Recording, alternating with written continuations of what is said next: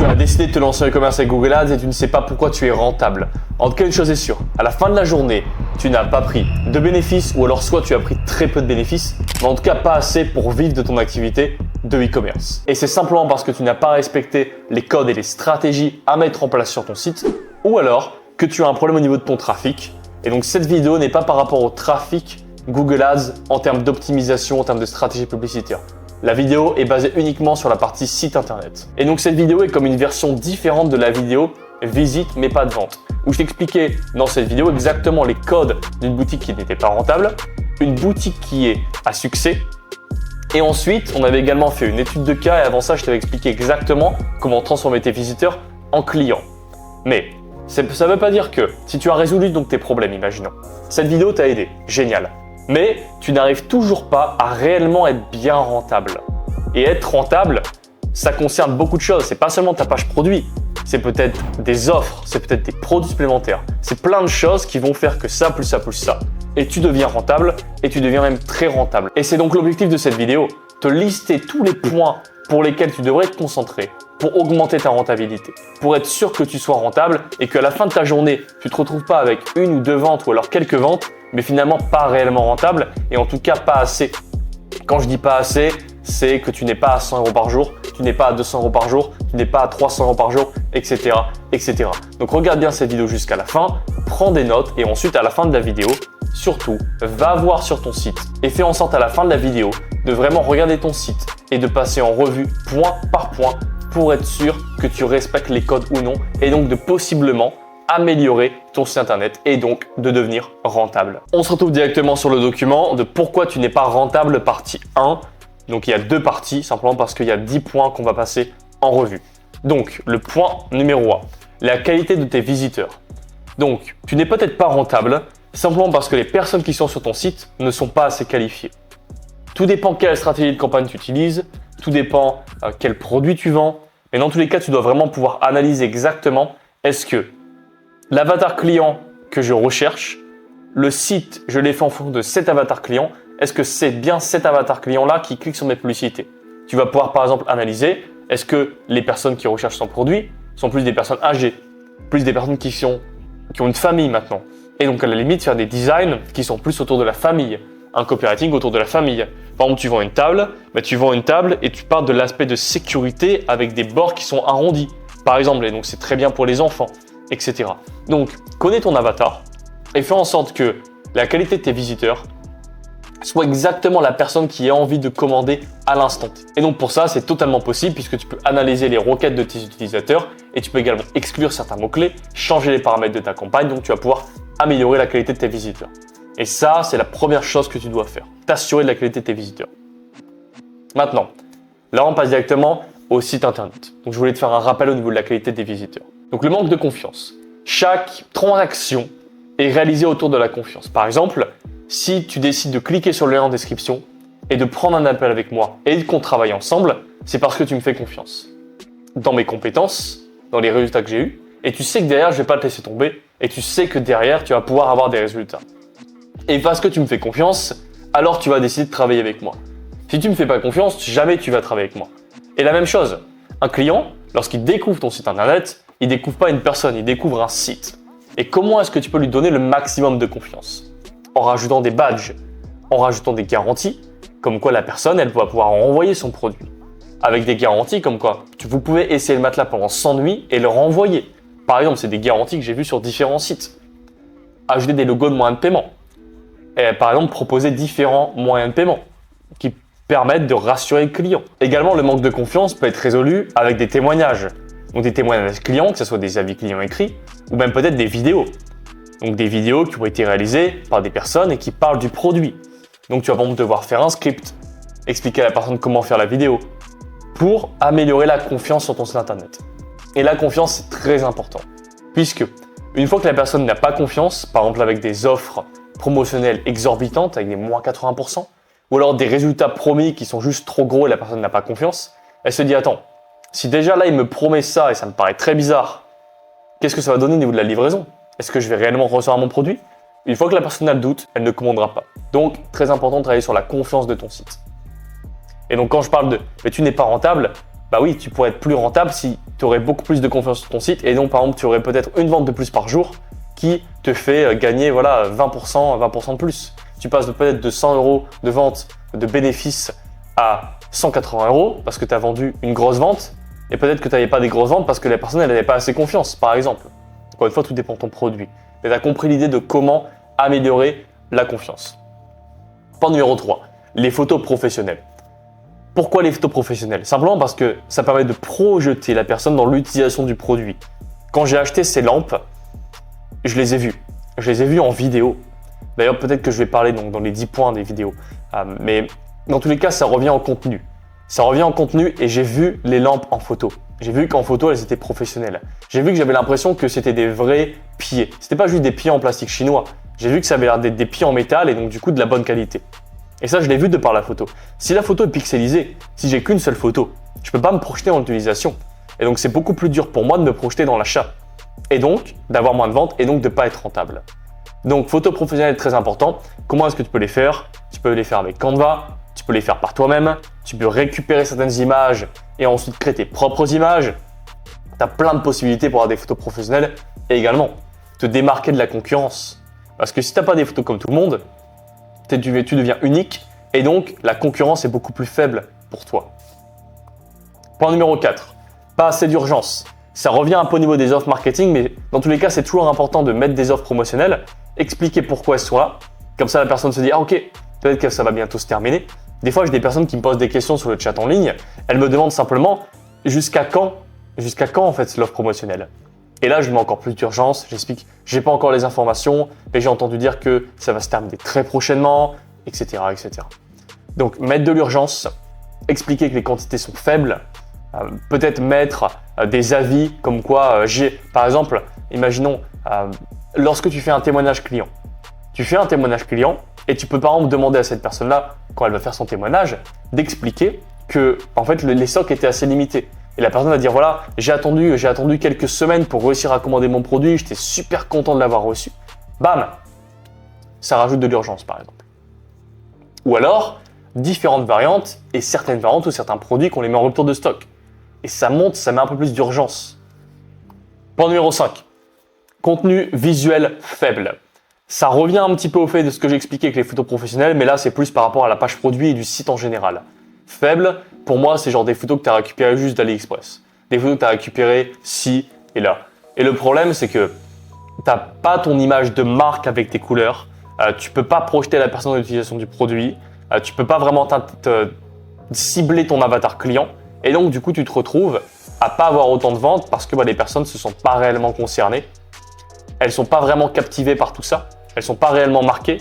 Et derrière, elles ne vont pas essayer de retrouver ton site pour commander leurs produits. Donc, travailler sur ces visuels, c'est extrêmement important.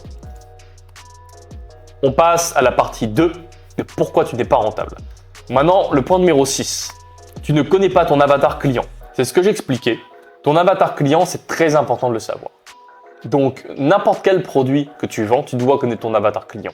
Si je te donne un exemple simple, j'ai déjà vendu des produits où la plupart des gens s'appelaient Mireille, Frédéric,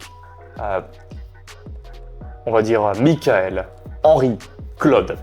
Tu comprends bien que c'est des personnes qui sont plus dans les 40 ans et les 50 ans, voire plus. T'imagines bien que ces personnes-là n'ont pas le même budget qu'une personne qui a 20 ans. Elles n'ont également pas les mêmes intérêts. Les intérêts d'une personne de 20 ans ne sont pas les mêmes que les personnes de 50 ans. Et peut-être même que tu as des produits où tu n'es pas réellement sûr de quel âge ont ces personnes-là. Imagine une personne qui a 50 ans, j'ai des personnes qui m'ont posé des questions parce qu'elles ne savaient pas mettre le code promotionnel sur un site. Quand tu regardes tes parents, je ne sais pas quel âge tu as, mais dans parents, grands-parents, ils ne savent pas utiliser un ordinateur. En tout cas, très peu. Moi, quand je vois un ordinateur, je ne vois pas la même chose que eux voient. Quand la grand-mère regarde un téléphone, pour elle, c'est un rectangle. Tu vois? Nous, on peut créer un site depuis un téléphone. On peut créer des vidéos depuis un téléphone. Donc, essaye de connaître ton avatar client, rends les choses les plus simples possibles, les plus intuitives possibles, et parle à ton client de comment tu devrais lui parler.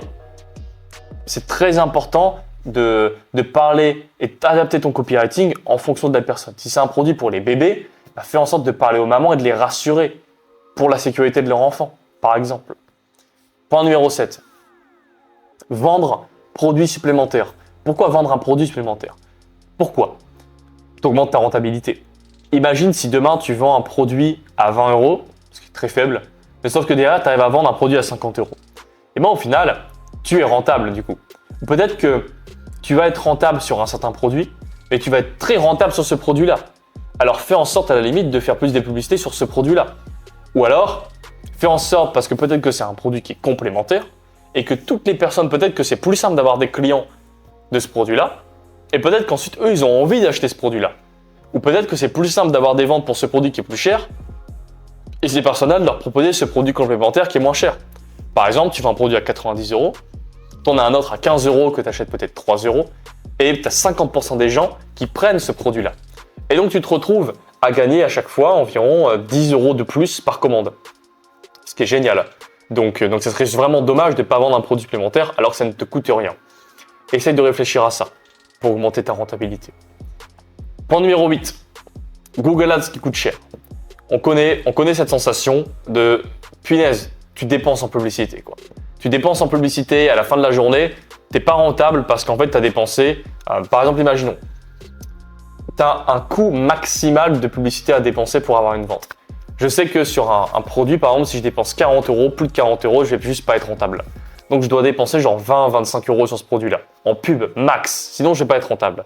Donc, comment est-ce que je peux faire pour baisser du coup mes coûts publicitaires? Je peux uniquement baisser mes coûts publicitaires ou en augmentant la qualité de mon trafic et en dépensant le même prix. Mais donc du coup, par exemple, j'ai dépensé 30 euros et j'ai eu donc autant de clics parce que j'ai payé au clic. Quand une personne clique sur ton annonce, tu dépenses de l'argent. Et donc, sur ces 30 euros-là, habituellement, j'avais 3 ventes et maintenant j'en ai 5 parce que mon trafic est juste plus qualifié, ce qui est cool. Ou alors, simplement, tu peux faire en sorte de baisser des dépenses publicitaires en arrêtant d'avoir des clics inutiles. C'est lié. En fait, ce que je t'explique, c'est que ton objectif, c'est de baisser tes coûts publicitaires en optimisant la qualité de ton trafic. Mais c'est pas forcément juste en excluant des mots-clés que ça va fonctionner. Peut-être que c'est juste ta stratégie publicitaire qui fonctionne pas. Ou peut-être que sur ce produit-là, tu n'es peut-être pas dans la bonne tendance et tu dépenses déjà beaucoup trop alors que les gens ne sont pas assez intéressés. Tu dois analyser vraiment ton Google Ads et voir ce qui se passe en ce moment. Est-ce que c'est la tendance? Est-ce que c'est les bonnes requêtes des utilisateurs? Est-ce que j'utilise la bonne stratégie? Etc. etc. Donc, tu vas pouvoir du coup être beaucoup plus rentable en optimisant tes dépenses publicitaires. Puisque c'est la plus grosse des dépenses qui te permet d'avoir des gens sur ton site et d'avoir des ventes. Point numéro 9. Pas assez de marge. En effet, tu dois vendre un produit avec lequel, lorsque tu as une vente, tu fais assez de marge. Ça revient un petit peu au fait de Google Ads qui coûte cher et donc tu sais que tu dois dépenser max, par exemple 30 euros, sinon tu es plus rentable. Et bien là, peut-être que le problème, c'est pas que tu dois dépenser 30 euros pour avoir une vente. Parce que peut-être que c'est vraiment le minimum que tu peux et souvent tu as 30 euros et tu n'arrives pas à dépenser que 15 euros. Peut-être que tu peux dépenser que 15 euros, mais tu n'auras peut-être qu'une vente par jour. Et par contre, peut-être que si tu fais 5 ventes par jour, tu es peut-être obligé de dépenser 30 euros par jour. Par exemple, le problème que tu vas avoir, c'est que tu vas te retrouver à avoir un certain nombre de clics avec un certain nombre de ventes, mais tu ne fais pas assez de marge parce que tu as des ventes, tu dépenses 30 euros, mais ton produit, en fait, tu fais juste pas assez de marge. Tu as différents coûts de solution. Ou ton produit, tu le payes moins cher, ou alors tu le vends plus cher. Mais est-ce que tu es capable de le vendre plus cher? Comment le vendre plus cher? Augmenter la valeur perçue, augmenter la confiance, peut-être le vendre pas aux mêmes personnes, et donc cibler un autre mot-clé, ou alors exclure un certain mot-clé. Peut-être que les personnes recherchaient lumière pas chère. Et donc forcément, tu vas pas pouvoir vendre des lumières chères à des personnes qui cherchent des lumières pas chères. Donc on en revient à l'optimisation de son trafic. Et en même temps, toi, c'est quand même mieux pour toi de vendre des produits qui sont peut-être plus chers, avec plus de marge. Et donc là, tu vas pouvoir te permettre de dépenser un peu plus en publicité et en plus d'être plus rentable, par exemple. Donc à toi d'analyser combien de marge tu fais.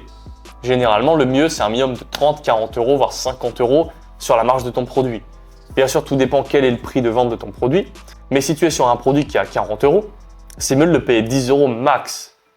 Sinon, tu vas juste pas être rentable. Donc fais très attention à ça. Maintenant, le point numéro 10. Le thème Shopify. Peut-être que tu n'aurais pas pensé à ça.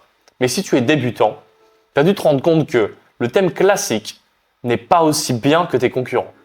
Ça veut dire que tu as fait une bonne page produit, tu as mis des bonnes photos, mais en termes de structure, il manque quelque chose. Et visuellement, c'est pas beau, tu sens que c'est pas assez fluide, Tu sens que là, ta section, ok, tu as un texte, ok, tu as des images, ok. Mais tu as un site qui est un concurrent et lui, son texte, ses images sont super bien présentées. De 1, plus de confiance. De 2, plus de professionnalisme. De 3, ça leur donne plus de possibilités pour faire des belles pages produits. Belles pages produits, donc on peut même peut-être donner plus d'informations. On peut appuyer un peu plus sur les douleurs des clients. Par exemple, des témoignages clients vidéo.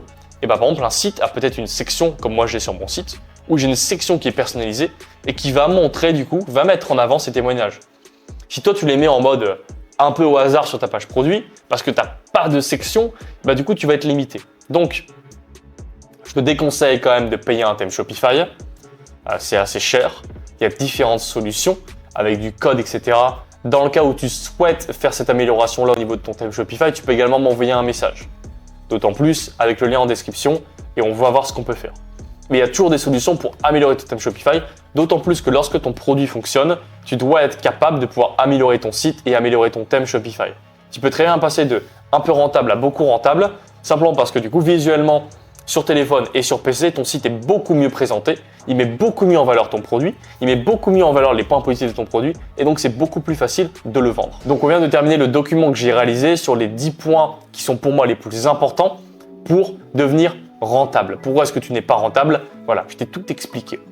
Maintenant, à partir de maintenant, lorsque tu quittes cette vidéo ou restes sur la vidéo, ouvre ton site Shopify et fais les modifications. Par exemple, va voir tes dépenses publicitaires sur Google Ads, va voir la qualité de ton trafic. Pose-toi des questions au niveau de ton thème Shopify. Est-ce que tu fais assez de marge? Est-ce que ton avatar client, tu le connais? Par exemple, est-ce que tu as mis assez de confiance sur ton site? Est-ce que tes photos sont réellement professionnelles? Est-ce que tu as mis de l'urgence? Est-ce que tu as justifié ton offre marketing? Est-ce que tu as créé des vrais beaux contenus au niveau de ta marque pour créer une image de marque? Est-ce que tu as travaillé tes compétences au copywriting? Est-ce que tu as fait un bon copywriting pour vendre ton produit? Tout ça, tu dois l'analyser pour, à partir de maintenant, passer de non rentable à rentable. Et c'est totalement possible. S'il y a des sites en ligne qui font des ventes et qui sont là tous les jours, et lorsque tu tapes le mot-clé, donc le nom du produit sur Google et que tu vois cette publicité, c'est parce qu'ils font de l'argent. Et donc, si eux font de l'argent, pourquoi est-ce que toi, tu ne pourrais pas faire d'argent? Simplement parce que ces choses-là, tu as sûrement quelques manques dans ces choses-là, dans ces 10 points-là. Donc, si tu as aimé cette vidéo, mets un like, abonne-toi. Si tu as des questions supplémentaires, si tu as des idées de vidéos, mets-le-moi en commentaire, je te répondrai avec très grand plaisir et on se retrouve pour une vidéo suivante.